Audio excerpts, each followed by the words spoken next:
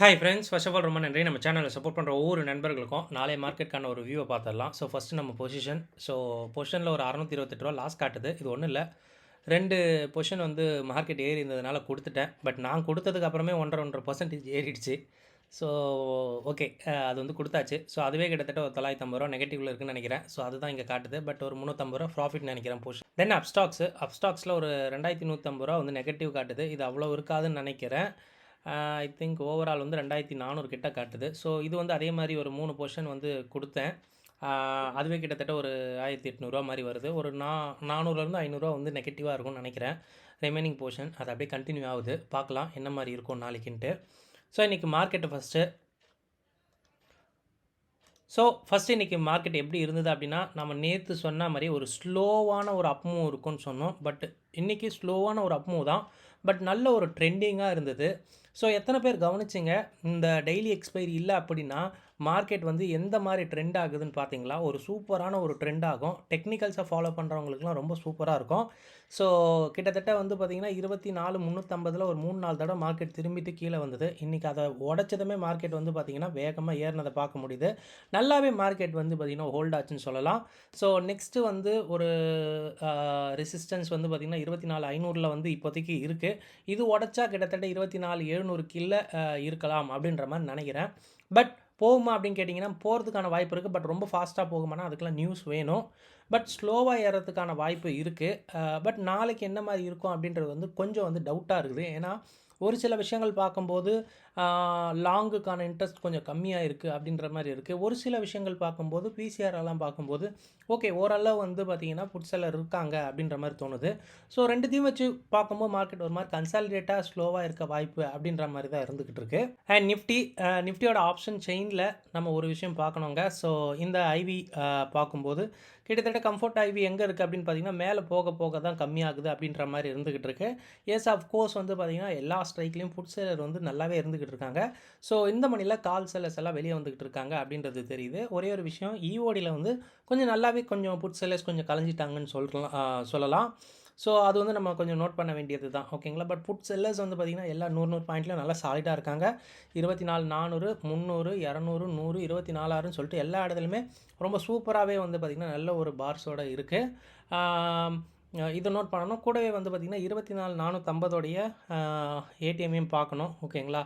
So market வந்து ஒரு 2:30 மணி வரைக்கும் வந்து பார்த்திங்கன்னா கால் சைட் ப்ரீமியம் ரொம்ப ஹெவியாக இருந்தது. பட் இஓடி நெருங்க கால் சைட் ப்ரீமியம் வந்து கொஞ்சம் கம்மியானதை பார்க்க முடிஞ்சுது. பட் பார்க்கலாம் இதோட மீனிங் என்ன அப்படின்னா நாளைக்கு மேபி கொஞ்சம் வந்து ஸ்லோ டவுனாக கொஞ்சம் மார்க்கெட் லேஸாக இறங்க வாய்ப்பு. பட் ரொம்ப ஃபாஸ்ட்டாக இறங்கிறதுக்காகலாம் இது வரையும் நியூஸ் எதுவுமே இல்லை அப்படின்னு தான் சொல்லணும். அண்ட் எஃப்ஐடி டேட்டா, ஸோ ஒரு நண்பர் கேட்டிருந்தாரு இது வந்ததை வீடியோ போடலான்னு.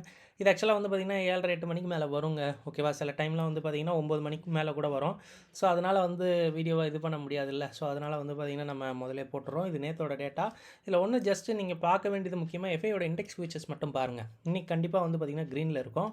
ஸோ இதை பாருங்கள், இது மறுபடியும் க்ரீன்லேயே கண்டினியூ ஆச்சுன்னா மார்க்கெட் வந்து ஏறினதுக்கு வந்து பார்த்திங்கன்னா மார்க்கெட் வந்து ஜஸ்டிஃபைடு ஆகிடுச்சு அப்படின்ற ஒரு விஷயம் எடுத்துக்கங்க. இல்லை இன்றைக்கி மார்க்கெட் ஏறி இருக்குது, இண்டெக்ஸ் ஃபியூச்சரில் செல் பண்ணியிருக்காங்க அப்படின்னா கொஞ்சம் உஷாராக இருங்க. நாளைக்கு மேபி வந்து இறங்க வாய்ப்பு ரொம்ப அதிகம்.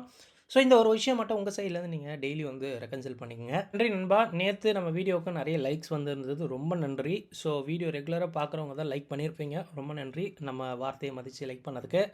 ஸோ இன்றைக்கும் இந்த வீடியோ உங்களுக்கு பிடிச்சிருந்தா லைக் பண்ணிட்டு அப்படியே பாருங்கள். மொதல் விஷயம், பேங்க் ஸ்டாக்ஸ் நேற்றுவே சொன்னிருந்தோம், அதுதான் நெக்ஸ்ட்டு ரேலி ஆக போகுதுன்னு. இன்றைக்கி நோட் பண்ணணும், பேங்க் ஸ்டாக்ஸ் ரேலியாக இருக்குது, ரிலையன்ஸ் ரேலியாக இருக்குது, ஐடி ஸ்டாக்ஸ் ரேலியாக இருக்குதுன்னு சொல்லும்போது மார்க்கெட் டோட்டலாக வந்து பார்த்திங்கன்னா ஒரு மாதிரி வந்து ஏறி இருக்கிறத பார்க்க முடியுது. மேபி வந்து மியூச்சுவல் ஃபண்ட் பையிங்காக கூட இருந்திருக்கலாம். டிஐ கூட இன்றைக்கி வந்து பர்ச்சேஸ் பண்ணியிருக்கலாம். ஏன்னா நேற்று வந்து டிஐ நிறைய பர்ச்சேஸ் பண்ணாமல் நான் பார்த்தேன். ஸோ இது வந்து இருக்கும் மந்த் பிகினிங்கில் அப்படின்ற மாதிரி சொல்லலாம். பட் நாளைக்கு எப்படி இருக்கும் அப்படின்றது வந்து கொஞ்சம் கேள்விக்குறி. ஏதாவது ஒன்று இதில் வந்து நாளைக்கு கொஞ்சம் அவுட் ஆக வாய்ப்பு அதிகம். ஒன்று பேங்க்ஸு இல்லை ரிலையன்ஸு இல்லைனா வந்து பார்த்திங்கன்னா ஐடி ஸ்டாக்ஸ்னு சொல்லும் போது இது மேபி கொஞ்சம் மார்க்கெட்டை நாளைக்கு கொஞ்சம் ட்ராக் பண்ண வாய்ப்பு இருக்குது, ஓகேங்களா. ரொம்பலாம் இல்லை. இன்றைக்கி இந்தியா விக்ஸ் ஒரு 2.5% இன்றைக்கி மார்க்கெட் 150 பாயிண்ட் மேலே ஏறினதுனால 2.5% இந்தியா விக்ஸ் வேறு இறங்கி இருக்குது. இதையும் வந்து நோட் பண்ணணும். நாளைக்கு ஐவி ரேஞ்ச் படி பார்த்தோம் அப்படின்னா ஸ்லோவாக அப்சைட் மூவ் ஆகிற மாதிரி தான் இருக்குது. நேற்று என்ன பார்த்தோமோ அதே மாதிரி தான். ஸோ இன்ச் பை இன்ச்சாக மார்க்கெட் நல்லாவே அடியில் உடைக்குதுங்க. இன்றைக்கி வந்து பார்த்திங்கன்னா 350 உடைச்சிது, 400, 450 உடைச்சிது, 500 உடைக்க ரொம்ப ட்ரை பண்ணிச்சு, பட் முடியலை. ஸோ இந்த மாதிரி வந்து ஸ்லோவாக போக வாய்ப்பு அதிகம். ஸ்ட்ராடல் பாயிண்ட் இன்றைக்கி வந்து பார்த்திங்கன்னா ஒரு 40 45 பாயிண்ட் வந்து நேற்றைய விட கம்மியாக இருக்குது. ஒரு 250 பாயிண்ட்டாக ஸ்ட்ராடல் பாயிண்ட்டாக வந்து மார்க்கெட் வச்சிருக்குன்னு சொல்லலாம். அப்போ எய்தர் சைடு 250 பாயிண்ட் ஈஸியாக வந்து மார்க்கெட் நகரும் அப்படின்றது மட்டும் நீங்கள் கருத்தில் வச்சுக்கோங்க. ஸோ டெக்னிக்கல்ஸு மார்க்கெட் ரொம்ப சூப்பராக டெக்னிக்கல்ஸை வந்து பார்த்திங்கன்னா ஃபாலோ பண்ணுது அப்படின்னு சொல்லலாம். ஸோ இன்னியோட ஐ தான் ஆக்சுவலாக வந்து பார்த்திங்கன்னா கொஞ்சம் ரீசெண்டான டேஸில் இன்றைக்கி ஐன்னு நினைக்கிறேன். நல்ல ஒரு ஹை ஆக்சுவலாக மார்க்கெட் வந்து பார்த்திங்கன்னா ஹைக்கிட்டே மார்க்கெட் முடிஞ்சிருக்கு அப்படின்றதுனால கண்டிப்பாக டெக்னிக்கல்ஸ் ரொம்ப ஸ்ட்ராங்காக இருக்குது மார்க்கெட் மேலே போக. சேம் அதே தான் பேங்க் நிஃப்டிக்கும். ஸோ டுடேவோட ஹை பக்கம் மார்க்கெட் நிற்குது அப்படின்றதுனால ஹையர் சைட் மார்க்கெட் போகும் அப்படின்றது தெரிய வருது. நெக்ஸ்ட்டு டேட்டா ஃபார் ஆப்ஷன் ட்ரேடர்ஸ்க்கு ஃபியூச்சர் வெர்சஸ் ஸ்பாட்டில் பார்க்கும்போது இதுதான் கொஞ்சம் சர்ப்ரைசிங்காக இருக்குது.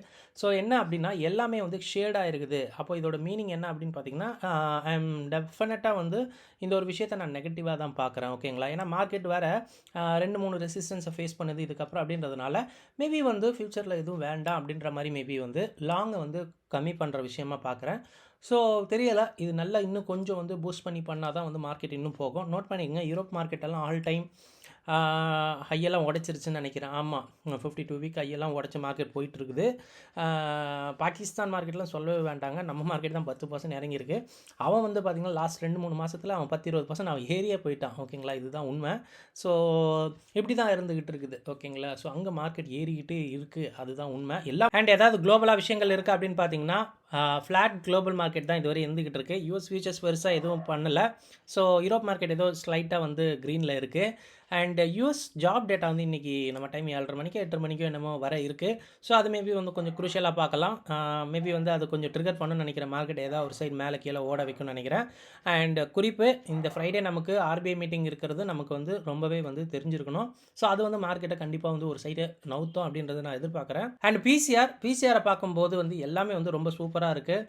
நிஃப்டி ரொம்பவே வந்து புட் செல்லர் இருக்காங்க நிஃப்டிலையோ பேங்க் நிஃப்டிலையோ. பட் மிட் கேப் நிஃப்டியில் கொஞ்சம் வந்து ஷேடாக இருக்கிற மாதிரி பார்க்குறேன்.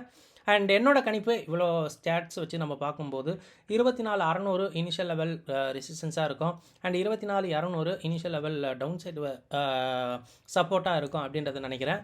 ஸோ லெட்ஸ் சி, பார்க்கலாம். ஸோ இவ்வளோ விஷயங்கள் கண்டிப்பாக நாளை ட்ரேடிங்க்கு ரொம்ப ஹெல்ப்ஃபுல்லாக இருக்கும்னு நினைக்கிறேன். இந்த வீடியோ பார்த்ததுக்கு ரொம்ப நன்றி. தேங்க்யூ. ஜெய் ஹிந்த்.